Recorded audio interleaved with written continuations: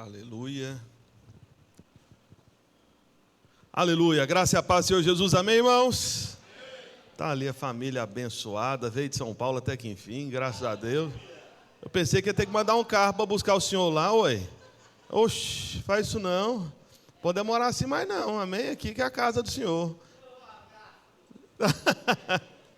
Tá certo, tá certo. Está aqui também o Valdo, a Juliana, que bênção, grande honra. Meus irmãos aqui, alegria. Eu tinha visto aqui um irmão que fazia tempo que eu não via também. Eu falei, rapaz, agora eu não estou vendo ele. Falei, será que foi coisa da minha cabeça? Não é possível, né? O Renan, ele estava aqui, não estava? Ah, tá ali, rapaz, você estava lá, não estava? Eu falei, faz tanto tempo que eu não vejo Renan, será que eu estou... Aí eu estava procurando, não estava vendo mais. Eu falei, será que é porque tem tanto tempo que eu não vejo que eu estou vendo o que não... Estou tendo uma visão profética, né? Não, mas é real, né? Pode, está ali mesmo, de verdade, viu? Que bom. Mas você estava no Piauí também ou não? Estava lá, né? Porque ele estava no Piauí, tudo, mas agora voltou, mas agora vai ficar quieto aqui também, né? Os irmãos andam viajando muito. Mas alguém está planejando viajar? Fala agora para eu já cancelar agora essa viagem sua. Brincadeira. Brincadeira não, dá vontade mesmo de cancelar, mas eu não vou fazer isso. Imagina, eu quero te abençoar. Imagina eu orar contra o que você está buscando. Irmãos, fala para o irmão que está do seu lado, fala para ele, meu irmão, esse culto vai atrasar. Fala para ele aí. Porque, olha só, irmãos, a covardia que fizeram comigo. Olha lá, 11h11. O Videira News, acho que demorou uns 15 minutos, não foi, mais ou menos? Foi. Eu fiz, gente, parecia um filme. Falei, será que não vai ter nenhuma propaganda assim, né, para descansar, e depois passa o restante? E aí eu tenho que pregar, tem a ceia e ainda entregar o envelope da oferta de missões mundiais. Irmãos, me ajuda aí, amém? Então, olha só. Irmãos, todos os anos nós entregamos, no segundo domingo de junho, uma oferta exclusiva para as missões mundiais, amém? Então, isso é uma maneira de você abençoar uma obra que tem alcançado mais de 30 países. Eu não sei exatamente quantos, mas são mais de 30, com certeza. A 40 não chegou ainda, não. Quem sabe até o ano que vem chega a 40 países. E nós temos entrado em lugares, irmãos, extremamente carentes. Sabe, isso não só na África, eu quero dizer para você, mas tem alguns lugares, igual, por exemplo, a gente está começando lá em Dubai. Aí você fala, Dubai, o pastor está falando de lugar carente, aí fala de Dubai, não estou entendendo, né? Porque qual que é mais você tem de Dubai? É a terra do dinheiro, dinheiro demais. Pois é, mas sabe uma coisa que talvez você já tenha percebido? Aonde tem gente extremamente rica, então acontece com frequência também de ter gente extremamente pobre. E aí as portas que estão sendo abertas lá em Dubai, irmãos, é com as pessoas pobres mesmo, né? Então, eu falo porque eu já vi vídeos, o pastor Giles, que a princípio até está mais à frente, acompanhando esses irmãos lá. Então, é um trabalho que precisa de muito recurso para a gente chegar nesses lugares. E eu quero te dizer, que esses recursos, da vinha, foi isso aqui, esse tipo de recurso que me sustentou um ano aqui na videira, uma época, um tempo atrás. E é época boa, esse negócio de... Tinha o dinheiro certinho todo mês, era coisa boa. Mas amém, Deus é bom, Deus acha que gosta mais de emoção, aquela coisa assim, e agora, esse mês, como é que vai ser? Mas amém, eu estou nessa emoção até hoje, mas eu estou aberto para não ter emoção, para ser, enfim, o Senhor sabe. Então, esse dinheiro, dessa oferta vai direto só para esse propósito. Por que eu estou falando que é exclusivo? Porque é o seguinte, toda oferta e todo dízimo que você coloca aqui, uma pequenina parte, vai para essas missões também, entendeu?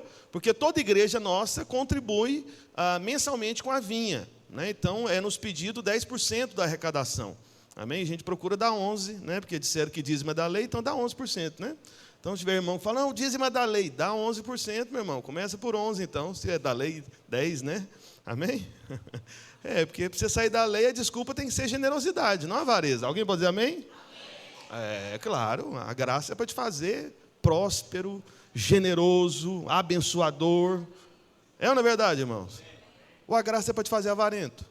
Não é de jeito nenhum, irmão. Esse não é o Espírito da graça. Veja, então nós vamos entregar para os irmãos. Agora, eu estou até pensando uma coisa aqui, vou até depois mandar uma mensagem para o pastor Luiz, porque eu acredito que a gente vai ter muita dificuldade, porque eu achava muito bom, a gente fazia isso antigamente, antes do Pix, mas agora veio o tal do Pix, mudou tudo.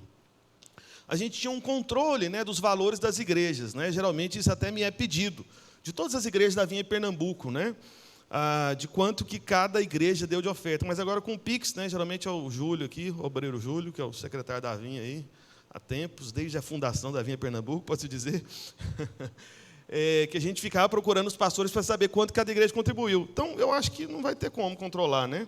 Porque se você mandar via Pix, ok? Mas não se preocupe. Então, o importante é você dar, amém? Você contribuir, tá bom? Então, você que quer receber o envelope, fique em pé, por favor.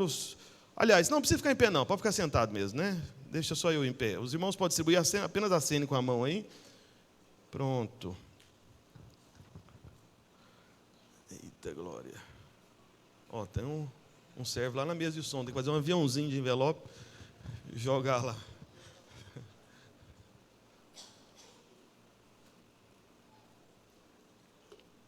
Aleluia. Eita, glória.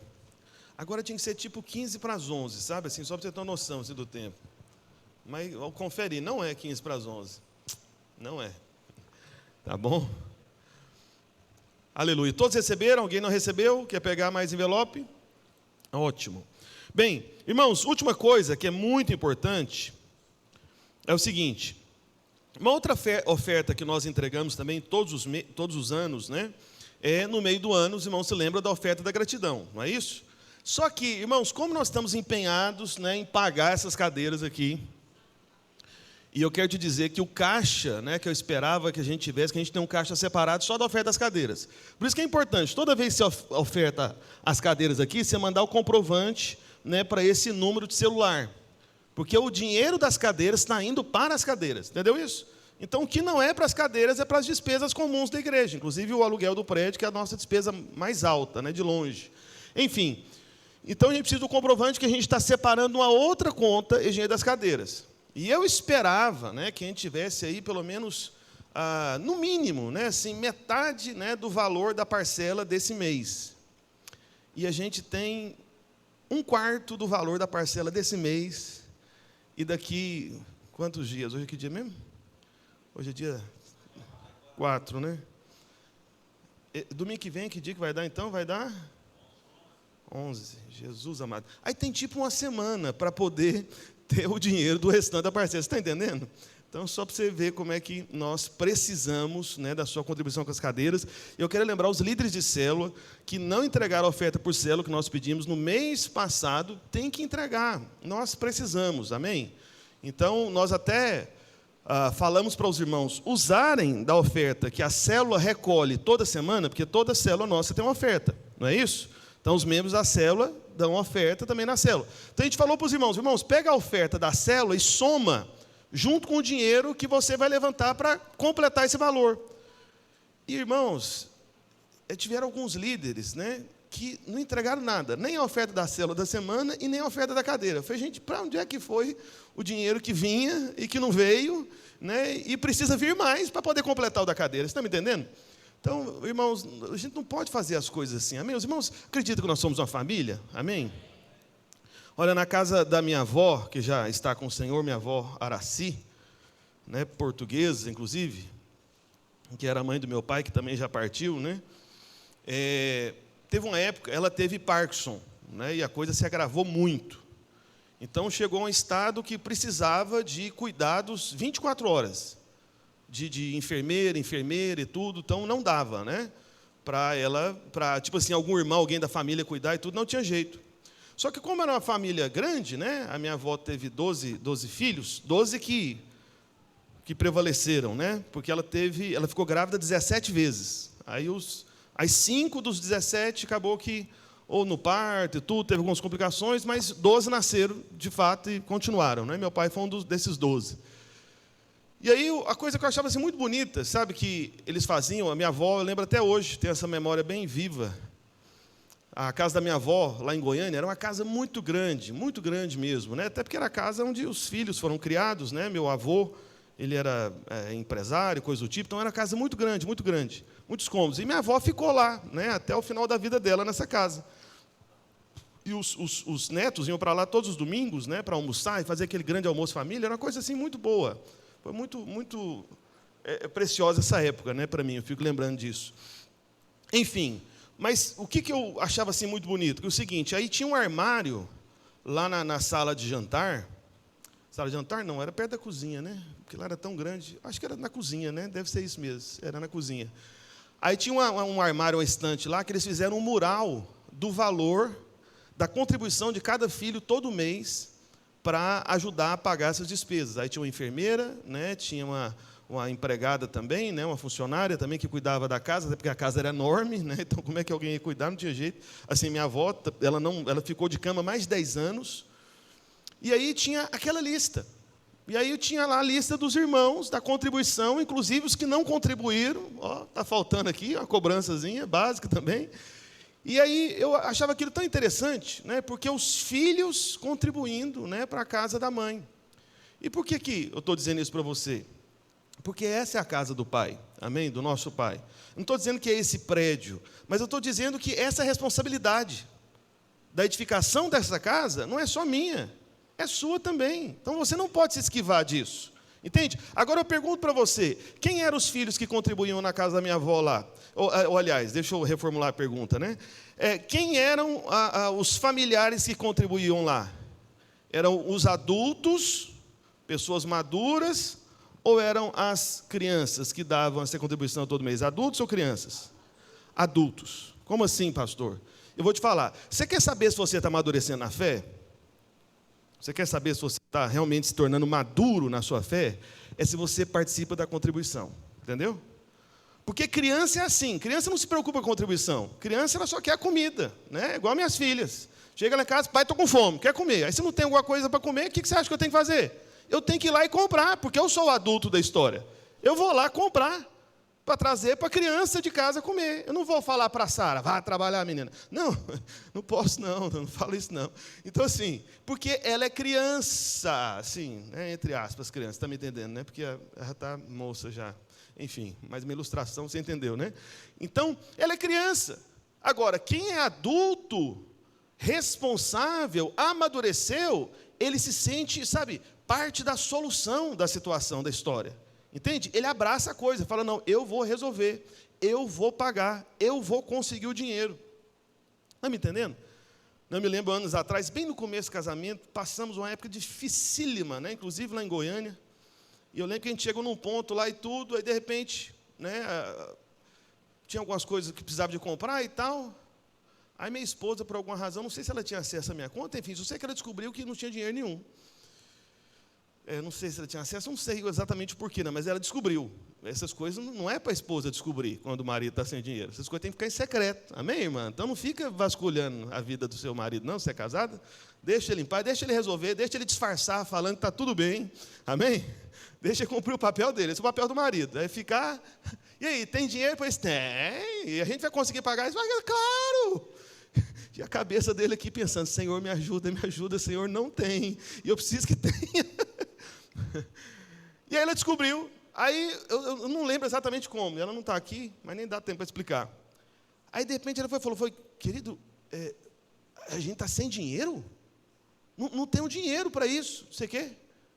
Eu falei, não, tem. Eu falei, não tem. Eu falei, não tem. Eu falei, como que tem? Eu falei, não, é o seguinte, vou sair daqui de casa e mais tarde eu chego aqui com dinheiro, porque vai ter o dinheiro sim. E aí eu falei assim, nessa postura ali masculina, deixa comigo, mas não tinha nada mesmo, irmãos, o negócio estava ruim mesmo. E aí eu saí já marchando, orando igual um homem, né, responsável, adulto, e pensando, falei, Senhor, o que eu faço? Aquela oração básica, né, dos 3 segundos ali, né. Aí eu lembrei de uma impressora que estava parada lá num lugar escondido lá dentro de casa, que a gente não usava, era matricial, hoje nem usa, acho que muito isso, só empresa, né. E uma impressora grande. Na hora que eu falei, Senhor, o que eu faço? Lembrei da impressora. Foi o Espírito Santo, né? Aí eu entendi a mensagem. Fui lá e tudo, peguei a impressora, né, meio escondida da mulher e tal, né? E fui vender. Aí eu falei, Senhor, onde é que eu não sou vendedor. Vendedor é o pastor Adriano, né? Eu não sou vendedor. Eu falei, Senhor, como é que eu vou vender uma impressora? Eu não vendo nada. Como é que eu vou vender uma impressora? Do nada, assim, né? Aí eu falei, Senhor, me ajuda. Aí o Senhor me lembrou de uma placa, de um lugar que eu passava poucas vezes lá em Goiânia, que era uma empresa que mexia com impressora, manutenção, e tinha escrito lá, compra essa impressora. Aí eu não sei quanto tempo atrás, meses, talvez até uns 2 anos, eu tinha passado lá na porta, eu li aquele anúncio, E aquilo ficou na minha cabeça. Para quê? Foi o Espírito Santo gravando a minha memória para poder ter o suprimento nesse momento que a minha esposa achou que não tinha, eu falei que tinha, e Deus foi e confirmou comigo. Deus está do meu lado, está entendendo? Eu falei que tem, entendeu? Então, se tem. Aí o Espírito Santo tem, né? E o Espírito Santo só me mostrou o caminho. Aí foi todo esse arrudeio aí. Chegou no final da tarde, peguei o dinheiro assim. Eu devia ter até pedido, acho que para vir dinheiro trocado, para dar mais volume, né? O valor da impressora. Falei, está aqui o dinheiro. O que você quer comprar? Vamos comprar. Amém? Agora a questão é, você é a criança ou você é o adulto? Entendeu? É a criança ou o adulto? Amém? E eu quero te dizer, isso começa pela sua identidade. Não é identidade espiritual, não. É do RG. Quantos anos você tem no seu RG aí? Olha, eu, na minha opinião, a partir do momento que pode votar, escolher político, tem que estar produzindo dinheiro. Entendeu? Com quantos anos que vota? 16 anos. A partir dos 16 tem que estar produzindo dinheiro. Tem.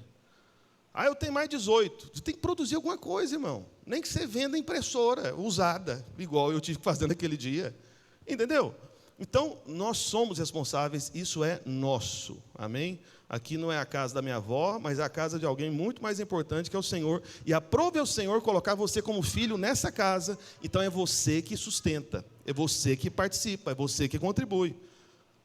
Pastor, eu não tenho, faça igual eu, fala que tem e vai chorar diante de Deus. Entendeu? Ah, pastor, mas se eu quiser falar para alguém que não tem, fala só para o Senhor, Senhor, eu não estou vendo, mas eu estou crendo que tem. E eu estou falando para todo mundo que tem. Então, como eu estou falando que tem, Senhor, e não está tendo, então o Senhor tem que fazer ter agora, porque eu disse para todo mundo que tem. Entendeu a oração? Amém?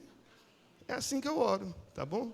Né? Eu sou sincero com o Senhor. O senhor viu eu falando lá para todo mundo que vai dar certo, né? Pois é, mas o Senhor está vendo que tudo indica que não vai dar certo. Então, se eu falei para o povo, o Senhor me honra o teu servo. Eu estou crendo, estou falando para todo mundo que tem. Mas o Senhor precisa fazer isso acontecer. Amém? E o Senhor faz. O Senhor faz. Faz o teste sobre essa oferta aqui. Faz o teste, sério. Não fica só me ouvindo, não. Confere com Deus, ora, fala para o Senhor. Eu tenho certeza que o Senhor vai te responder. Amém? Bem, irmãos, último grande aviso, né, para acabar a pregação, né? Meu Deus do céu, só tem 30 minutos, vamos lá. O nosso congresso da colheita, irmãos, nós vamos começar a fazer a partir desse ano, né? Nós vamos fazer ele no primeiro final de semana de julho. A gente tinha colocado em junho, mas por uma questão de agenda estava muito complicado, e tem um pregador que eu estou convidando também para estar aqui conosco, aí dependia de algumas coisas assim. E aí esse congresso da colheita, o que ele vai ser? Né? A gente colocou congresso porque vai ter muitas coisas acontecendo. No congresso vai ter uma festa, né? No congresso vai ter um seminário, né? Com algumas ministrações. No congresso vai ter a sua entrega da oferta da gratidão que nós recebemos todos os anos no mês de junho. Amém? E como é que vai ser essa oferta da gratidão? Então eu quero pedir para os irmãos, né, como oferta da gratidão desse ano, né, para nós aqui, né, que cada casal dê uma cadeira. Deu cada casal. Pastor, eu sou solteiro. Aí você arruma um outro irmão e fala, irmão, nós temos que dividir porque é de dupla aqui. Não vem, não. Já teve um solteiro espertinho que já pensou, estou livre. Tá não está livre. Não está. Você vai arrumar uma dupla, entendeu? Então, você que está me assistindo, eu estou solteiro. Arruma algum irmão ou irmã, né? Você que é um rapazinho esperto, né? Espertinho, né? Entendeu? Está querendo casar, né? Você fala, irmão, é o seguinte, eu precisava de uma outra pessoa para contribuir junto comigo. Você não quer contribuir junto comigo? Só que eu dou um pouco mais, né, para facilitar para você. A irmã já olha assim, pois não, claro. Aí, de repente, irmão, está começando a corte e ela não está nem sabendo. Daqui a pouco ela descobre. E tudo começou com você querendo dar cadeira para a igreja. Você está vendo? Tanto Deus é bom? Vai lá, espertinho. Fala para ela, olha, a dupla tem que dar, mas não fala casal, tá bom? Senão dá pressão na irmã, não. Amém? Amém, Lucas? Né? Então...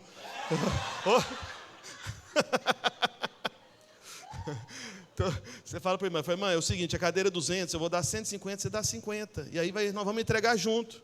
Aí no dia que for entregar aqui, você fala, irmã, como nós dois estamos dando, vamos, cada um pega de um lado, do outro, a gente vai juntinho ali, na frente, já treinando a marcha, né, nupcial, né, e tal, do dia do casamento, né?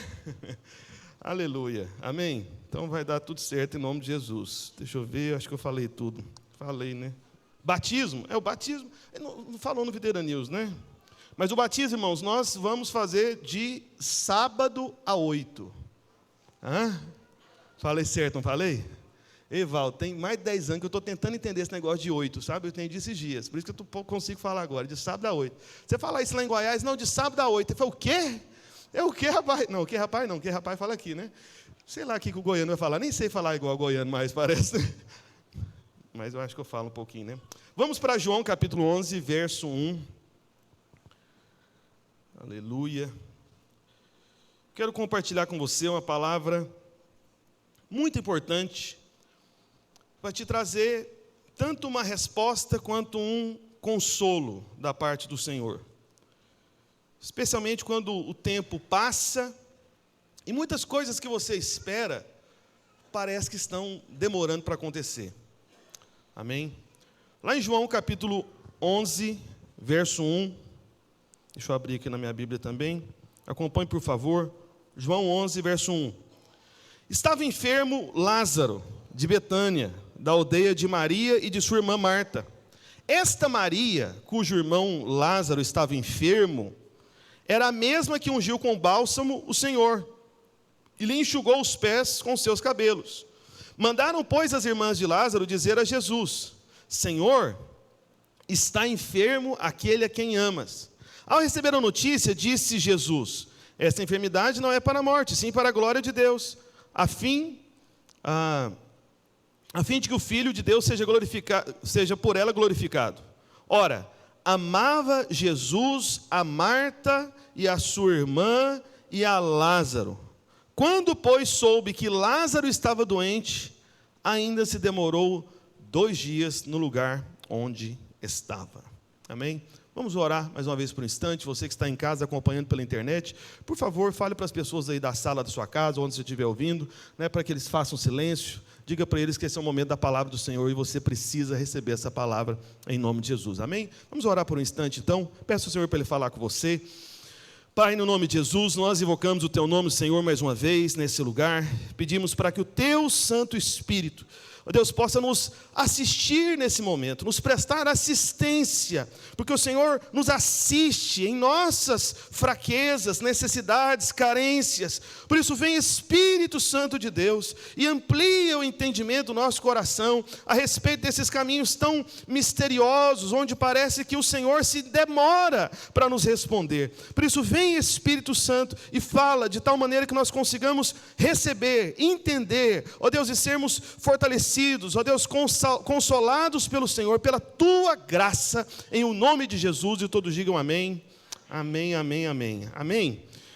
Bem, como eu disse, eu quero falar sobre aquilo que alguns podem chamar de atrasos.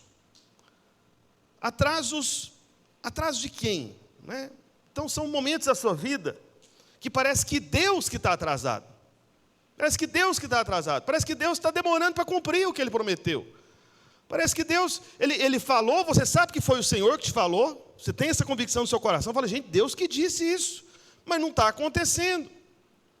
E ninguém gosta de atrasos, né? Então, em qualquer situação, transporte público, quando você está esperando, né? Às vezes você pegar fila, ter que esperar, ninguém gosta de esperar. Isso parece que é uma coisa antinatural para nós, né? Não tem essa pessoa que fala assim, não, eu vou ali pegar uma fila, né? Me dá vontade de ficar esperando e tudo. Não, não tem isso não. Ou senão você liga para alguém que vai te buscar e fala, olha, pode demorar 15 horas para vir buscar aqui, eu espero. O que é isso? Ninguém faz essa ligação também, ninguém gosta de esperar. É antinatural. Né? Então isso não nos incomoda, né? Isso nos deixa, sabe, cheio de expectativas frustradas. Então ninguém gosta de atraso, a gente não gosta de esperar. Mas a questão é, por que Deus, esse é o ponto, nos faz esperar?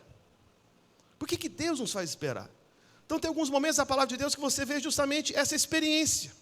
Né? Então, igual eu acabei de ler para você aqui, a respeito do caso de Lázaro. Né? Então nessas situações a gente se pergunta, por que a bênção, né, ainda não chegou, ainda não se manifestou? Ou ainda a impressão que você tem, às vezes você pode falar, Senhor, não estou entendendo por que as carruagens da Tua vontade, boa, agradável e perfeita, parece que elas estão devagar. Acelera esse negócio, Senhor, me ajuda. E veja, você falar isso para Deus, fique em paz, isso não é pecado. Davi, homem segundo o coração de Deus, ele fez orações desse tipo também. Davi, ele chegou a dizer: Senhor, dá-te pressa em me socorrer. Parece que está vindo devagar, mas eu estou precisando de pressa para esse socorro. Amém? Então, aí você fica se perguntando, né, o que está acontecendo? E aí você, para o inimigo se levantar contra você e piorar a situação da espera, da sensação de atraso, aí você às vezes começa a olhar para o lado, para o outro, e ver se cumprindo na vida de pessoas próximas a você, aquilo que parece estar atrasado para você. Entende? Você olha para um lado, para o outro e fala: Senhor, peraí, está acontecendo na vida daquela irmã? Está acontecendo na vida daquele irmão? Está acontecendo naquele lugar? Então isso é triste, né? É triste quando nós passamos por essa espera. Então você olha, você ora, você crê, mas você fala: Senhor, quando que vai chegar a minha resposta? Quando que vai chegar a minha vez? Qual que é o momento, Senhor? Eu estou esperando. E entenda uma coisa, meus irmãos, esta é uma situação, ouçam com atenção, essa é uma situação comum a todos nós, todos nós temos áreas da vida, né, apenas podem ser áreas diversas. Né, às vezes para você é uma questão relacionada à sua família, uma conversão, uma libertação, né, às vezes um outro irmão é relacionado a uma liberação de algum recurso financeiro. Não sei, todos nós vivemos esse tipo de situação. Então eu quero compartilhar algo para confortar o seu coração pela graça do Senhor nesse dia de ceia. Amém?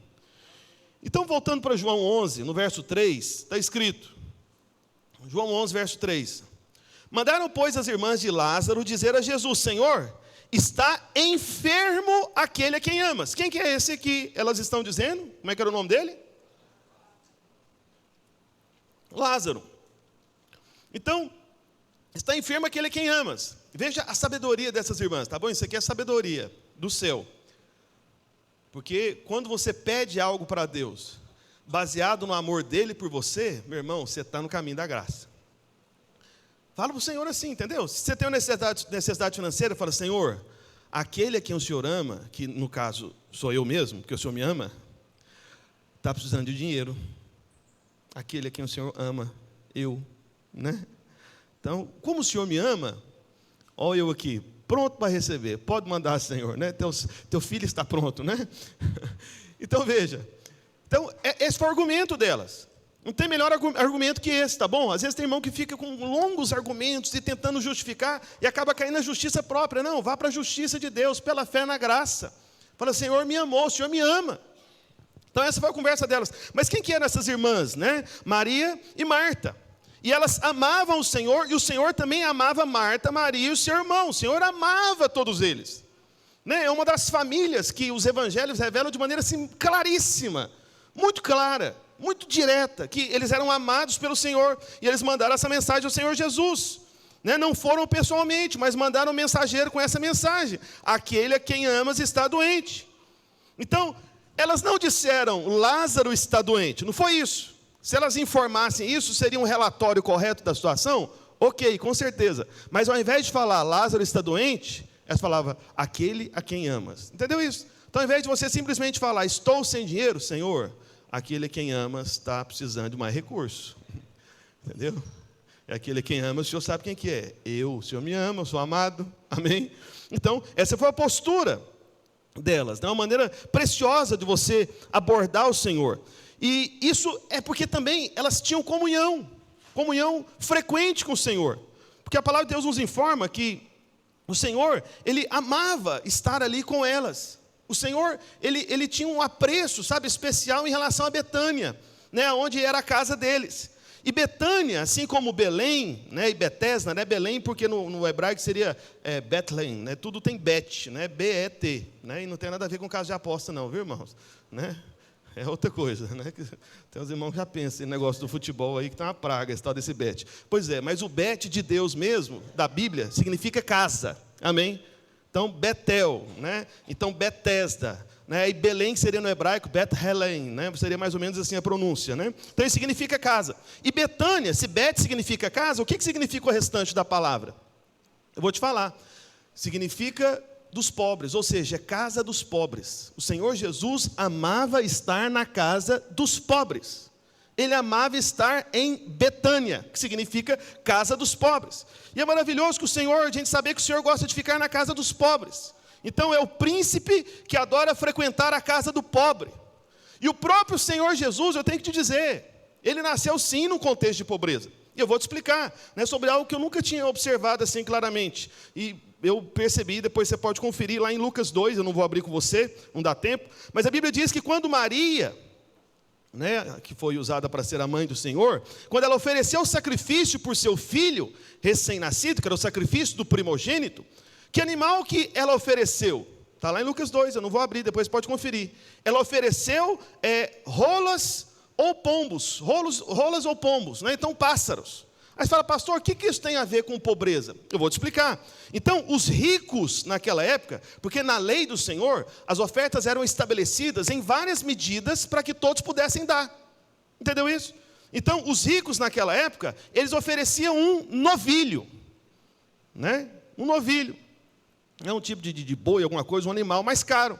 Só que aqueles que eram classe média, não é rico, classe média, aí eles ofereciam um cordeiro, que era um animal menor, mais barato, né, do que o novilho.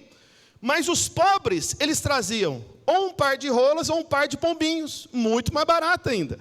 De tal maneira que todo mundo dava. Você está me entendendo? Todo mundo dava. Todo mundo. Amém? Todo mundo dava. Então, se Maria, a mãe do Senhor, trouxe rolas, né, um par de rolas ou pombinhos, conforme diz lá em Lucas 2, o que isso sinaliza? Qual que era a classe social de Maria? Pobre. Ela era pobre. Porque se tivesse dinheiro, estava dando... Né, se fosse classe média, daria um cordeiro. Se fosse rico, daria um novilho. Mas não era. Ofereceu justamente a oferta mais barata. Então, essa família de Maria, né, que você deve saber, na Bíblia, faz parte da linhagem real da família de Davi. Então, o rei Davi, que levantou todo o recurso financeiro para Salomão construir aquele suntuoso templo, riquíssimo, caríssimo de Salomão. Né? Então, Salomão é famoso também pela sua riqueza, né? Por ter sido um homem também mais próspero. Mas só que Salomão não começou do zero. A grande oferta mesmo para a construção do templo foi Davi que entregou, dos despojos das muitas guerras e batalhas que ele venceu dos reis daquela época. Entende? Então, veja, essa família real, de povo que lá no passado foi muito rica, na hora que vai chegar o Salvador por meio da família, conforme a profecia, que seria um filho de Davi, está num estado de pobreza.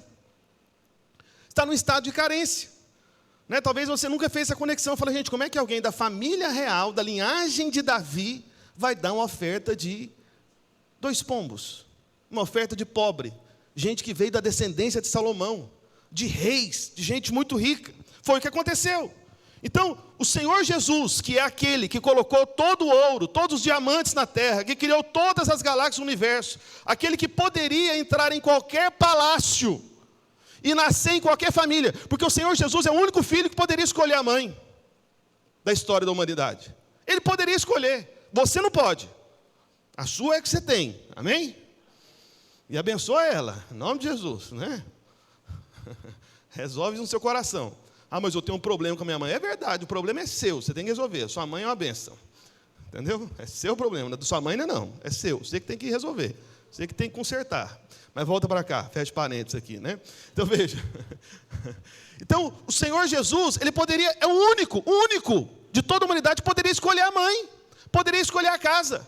Ao invés de ele escolher, né, porque com certeza devia ter alguma outra mulher da linhagem de Davi rica, de repente, poderia ter. Mas não, ele escolheu justamente aquela mulher, que deu oferta de pobre.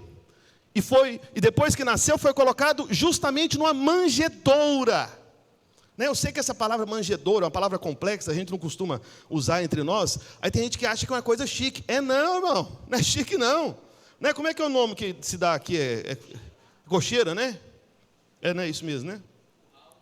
Não, o lugar onde põe as comidinhas ali da vaquinha. Cocheira, né? Isso, cocheira. E eu não sei se já percebeu, irmãos, animal, ele come, eu sei que na hora do almoço é ruim falar isso, né? Mas eu vou falar. Ele come e solta ali as coisas ao mesmo tempo, entendeu? O número 2 dele ali e tudo. Aí onde ele come, fede. Já percebeu que na cocheira de bicho, fede? Por que fede? Não é porque a comida dele é fedida. Não, é porque ele come defecando, aliviando o ventre. Falei bonito agora? Então veja. É porque isso que a Bíblia fala que Saul estava fazendo, quando Davi cortou a cabeça. Estava aliviando o ventre. Chique demais, né? Onde você vai? Vou ali aliviar o ventre. Tem gente que não vai nem entender. Fala, que chique, eu acho que uma hora eu vou falar isso. O dia que eu descobrir o que significa, eu vou falar, né? Mas, enfim. Então o Senhor Jesus foi colocado nesse lugar. Sabe, é igual você parar para pensar. A vasilhinha da ração do cachorrinho que você tem. E normalmente o lugar onde o cachorro come é perto de onde ele também libera a necessidade dele. E fica aquele ambiente fétido. Entende? Então foi nesse local que o Senhor Jesus foi colocado. E é impressionante que, quando você olha o Senhor tendo essa escolha de ser parte de uma família humilde, escolher nascer em Belém, uma pequena cidade desconhecida. Belém, na história de Israel, só tem essa grande referência, né, para alguns pontos muito específicos, mas se você for olhar no caráter natural de cidade, Belém sempre foi considerado como se fosse um anexo de Jerusalém. Entende? Não tem história. E eu digo uma coisa para os irmãos, há alguns anos atrás eu estava pesquisando sobre o começo das igrejas.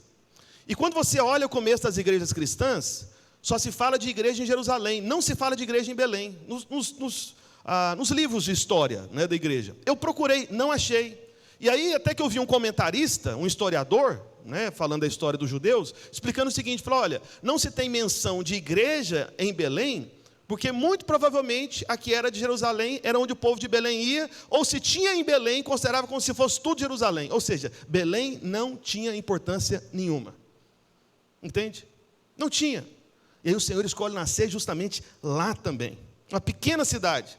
Uma cidade conhecida de pastores. Assim, pastor não é pastor o que vos fala não. É o pastor que cuida de bicho. Entende? Tudo vaqueiro, boiadeiro, né? Tipo Goiás, entendeu? Por isso que é muito bom saber que a videira começou lá em Goiás. Foi tipo num estábulo, né? Então foi lá que a gente começou também. Mas volta para cá. E tudo isso, quando você vê tudo isso, eu não sei se o seu coração, né, se quebranta diante dessa realidade, quando você para pensar em tudo isso, veja o que o Senhor escolheu. Escolheu esse caminho simples. Ele escolheu amar a casa do pobre. Ele escolheu nascer nesse contexto, nessa pequena cidade, de uma mãe que tinha as suas carências financeiras. Só que e veja, tanto o Senhor Jesus ele gosta de Betânia, gostava, ou gosta, né? Quando o Senhor ressuscitou dos mortos, a Bíblia fala que ele foi elevado ao céu do Monte das Oliveiras. Mas se você ler com atenção, lá em Lucas 24, depois você pode conferir, você vai ver que ele subiu ao céu de Betânia. Entende? Foi de Betânia. Desse lugar, dessa casa, dessa família. Dessa redondeza dessa família, porque ele amava estar em Betânia. E Betânia é a casa dos pobres. E quando ele sobe ao céu do Monte das Oliveiras, que na verdade está ali em Betânia, o que está acontecendo? Ele está dizendo o seguinte, esse lugar aqui na terra é como o céu para mim. Então desse lugar é que eu vou para o céu. Você está me entendendo?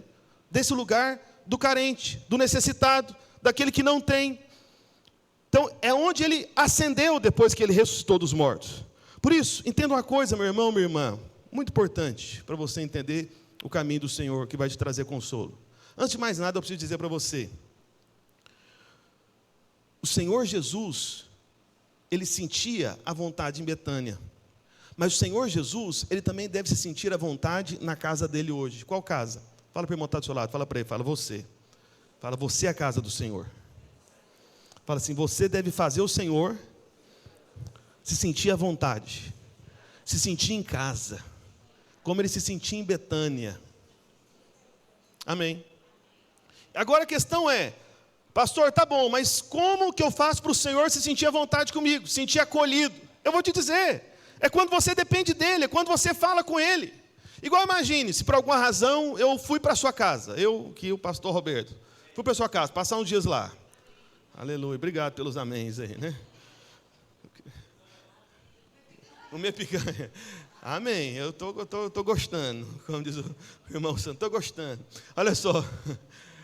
E aí, imagina, eu chego na sua casa, no primeiro dia, você não fala comigo. no segundo dia, você não fala comigo. Até o seu cachorro fala comigo, latindo, obviamente, né? Ele me vê e dá uma latidinha. Aí, de repente, você tem uma funcionária lá, uma empregada, ela fala comigo. De repente, um outro familiar seu lá fala comigo. Até o seu vizinho, que nem mora na sua casa, que viu que eu estou lá, fala comigo, mas você não fala comigo. Você acha que eu vou querer ficar muito tempo nessa casa? Vou nada. Você acha que eu vou me sentir acolhido? De jeito nenhum. Eu quero é ir embora. Percebe? Então, a questão é, o seu relacionamento com o Senhor. Você se relaciona com Ele? Você fala com Ele? Você depende dEle? Você se dirige a Ele? Quando você faz isso, você está fazendo o Senhor sentir acolhido, em casa, como Ele se sentia em Betânia. Entende? Então, essa aqui é a questão. Por isso que Paulo, ele disse lá em Efésios 3,17, esse texto eu quero abrir. Coloque aí, por favor. Está escrito, aliás, vamos ler juntos? Efésios 3,17. Pensei que tinha isso. Vamos lá. Somente até a palavra ali, coração, tá bom? Vamos lá do verso 17.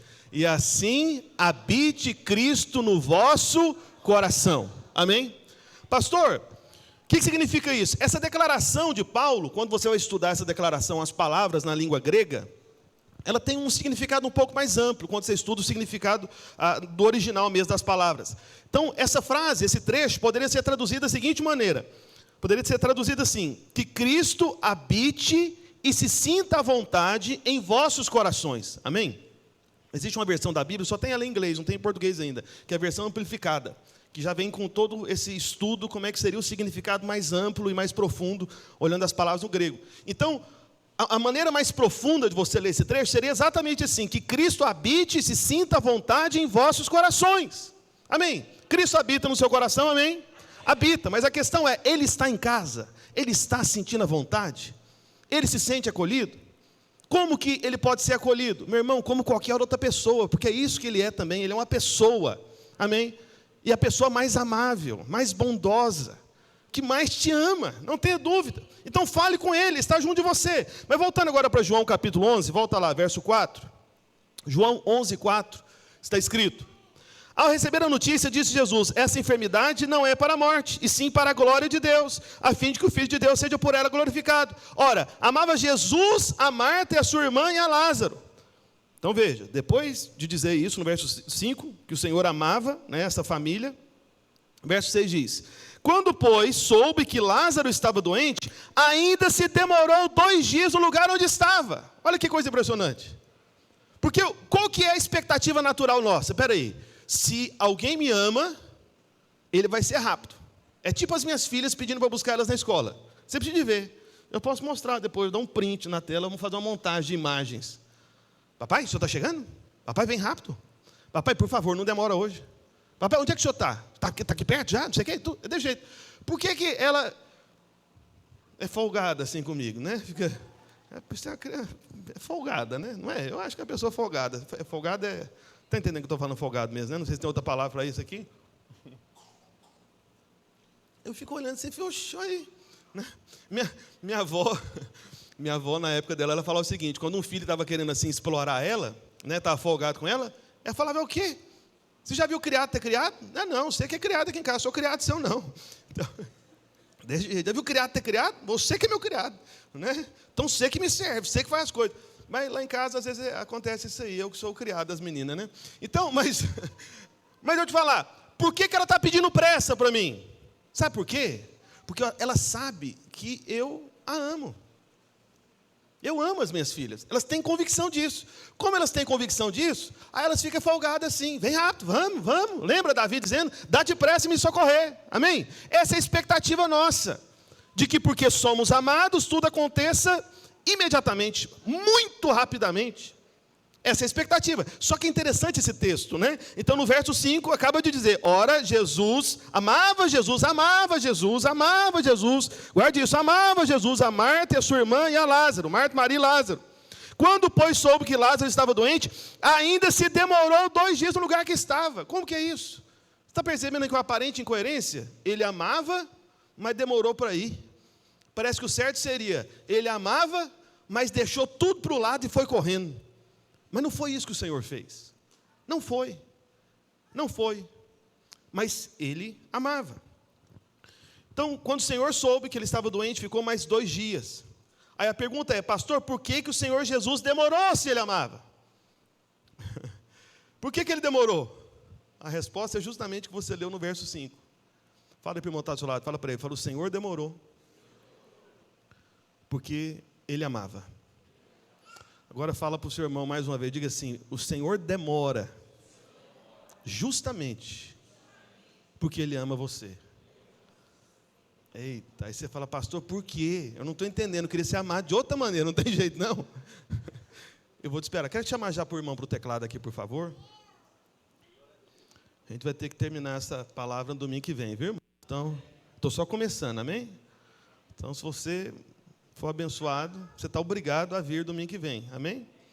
Aleluia, olha que bênção, né? Obrigado em amor, tá bom, irmãos? Mas querendo que você venha mesmo. Então, veja, o Senhor estava demorando porque amava. Então, precisamente porque ele amou, ele demorou. Então, a razão da demora foi porque ele os amava.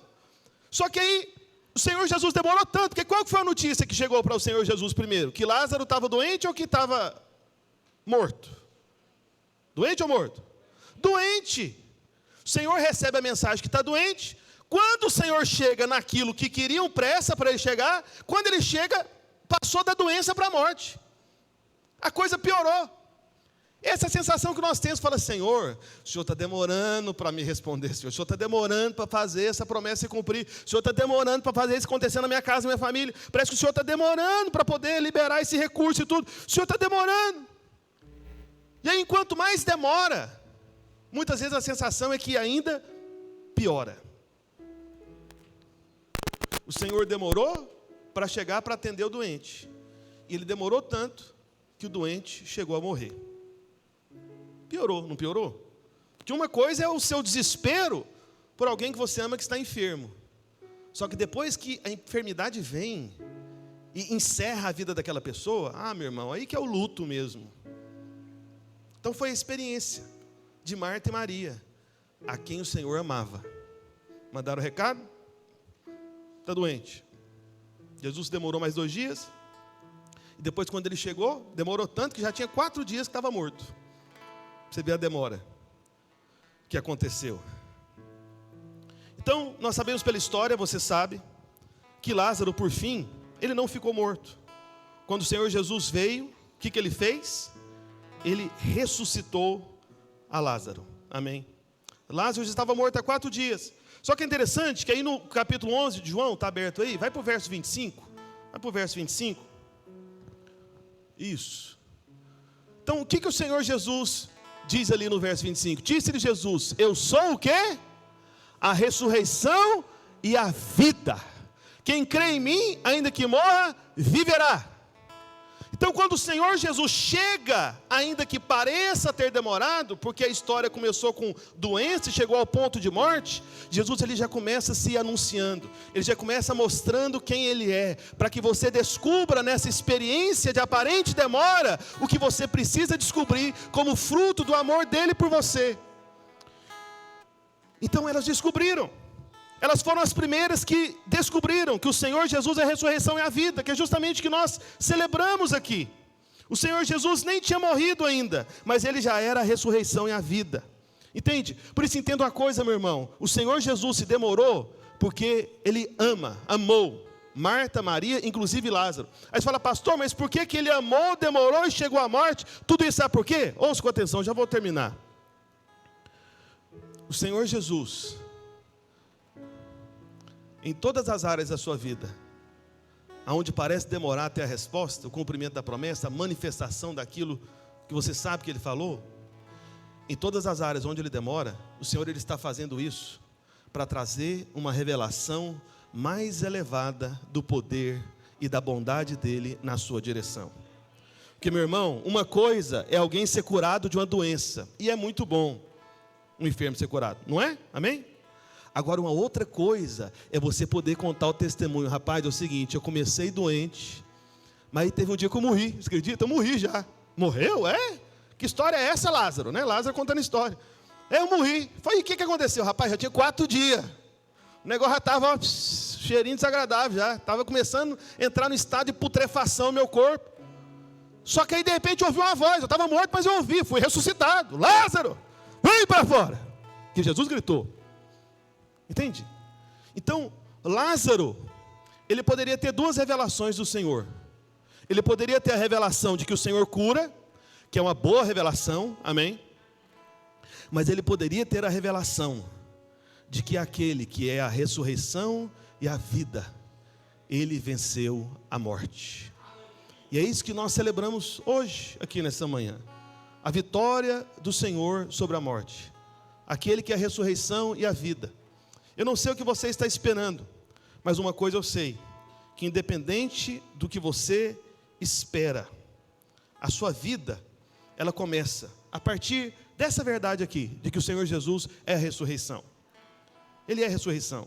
Então ele nem tinha morrido ainda, ele disse, eu sou a ressurreição. Tudo isso para mostrar para você o seguinte, o começo da sua vida com o Senhor é justamente a obra que o Senhor fez por você lá na cruz.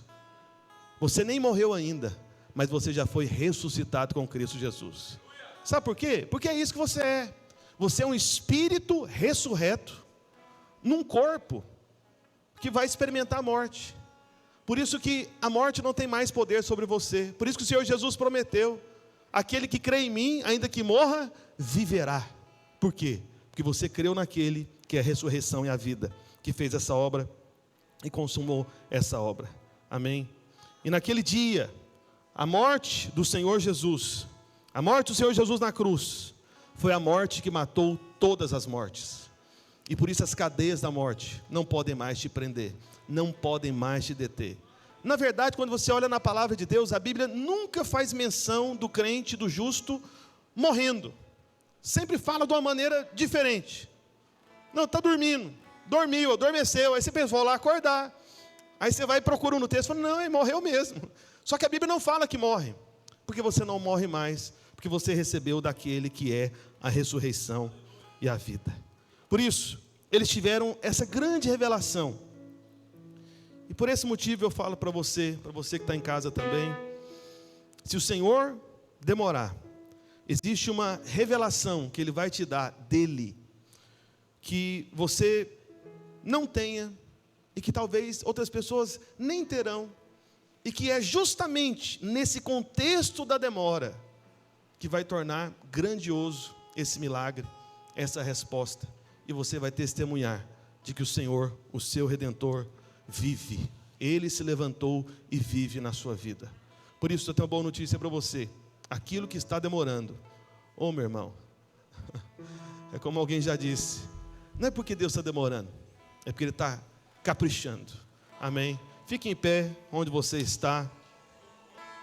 Nós vamos concluir essa palavra no domingo que vem. Eu quero cantar com você uma canção. Os servos podem vir aqui para frente, por favor.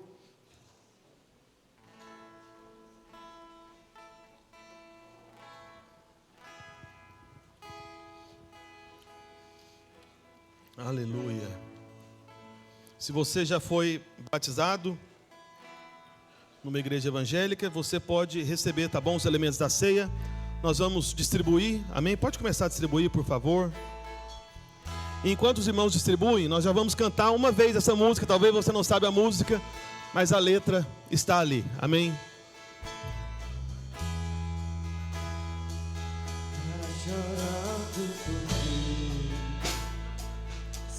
Você tem que cuidar de você e jamais esquecer. Ele sabe de tudo que você está passando e mandou te dizer que Ele está cuidando. Lembrar de onde você veio e aonde que você chegou. Lembrar de todos os livramentos que você já passou. Nem era pra você estar aqui, mas Deus falou assim: esse aí vou levantar. Aleluia! E onde colocar a mão, eu vou abençoar. Oh, Jesus! Não chores, quem cuida de você não dorme. Levanta, tem muita gente que te ama. Deus mandou te dizer Que vai acontecer! que vai acontecer.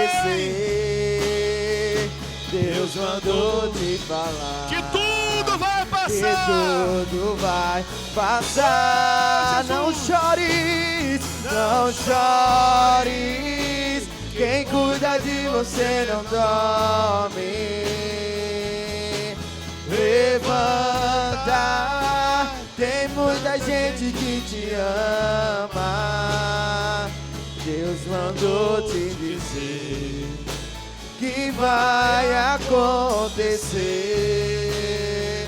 Deus mandou te falar que tudo vai passar. Aleluia. Amém? Foi bom para o ensaio. Amém, irmãos? Nós vamos cantar mais uma vez o começo. E eu quero que você coloque a sua voz para fora. Porque com certeza essa música é para trazer esse consolo nesse tempo da espera. Amém? Então vamos lá mais uma vez, bem forte. E os irmãos, acho que pode ir um pouquinho mais rápido aqui, o Mauro aqui, né? Mas vamos lá. Vai. Tá chorando porque se você tem um Deus que cuidar de você e jamais se esquecer. Isso, erga sua voz. Ele sabe de tudo que você está passando e mandou te dizer que Ele está cuidando. Oh, Jesus! Lembrar de onde você veio e aonde que você chegou. Lembrar de todos os livramentos que você já passou. Nem era pra você estar aqui, mas Deus falou assim: esse aí Ele vai levantar. Oh, Jesus! E onde colocar a mão, eu vou abençoar.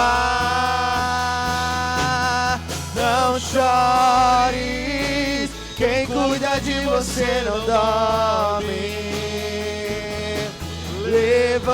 Levanta, tem muita gente que te ama. Deus mandou te dizer vai acontecer! que vai acontecer. Oh, Deus mandou te falar que tudo vai que passar! tudo vai passar. Não chores, não chores. Quem cuida de você não dorme. Levanta, tem muita gente que te ama. Deus mandou te dizer que vai acontecer. Deus mandou te falar que tudo vai passar. Erga o pão pro alto. Diga logo após mim, diga: Senhor, Tu és a ressurreição e a vida, e o lugar da minha espera será o lugar da Tua glória, e eu conhecerei o Senhor como nunca antes. Por isso, ao tomar este pão, eu estou declarando que a Tua obra de ressurreição, de vitória sobre a morte, este é o meu pão, este é o meu alimento, esta é a minha comida, a promessa do Senhor de que o meu Redentor vive e já se levantou para fazer, manifestar de uma maneira muito maior, de uma forma muito mais gloriosa, todas as promessas, tudo aquilo que eu tenho esperado. Aleluia. Erga o cálice para o alto, diga assim: este cálice é a nova aliança, a aliança da graça, feita no sangue do Senhor Jesus Cristo. Por isso, ao tomar esse cálice, eu estou declarando que sobre mim não há culpa, nem condenação. E aquilo que está demorando não é por causa de falhas minhas, de erros meus.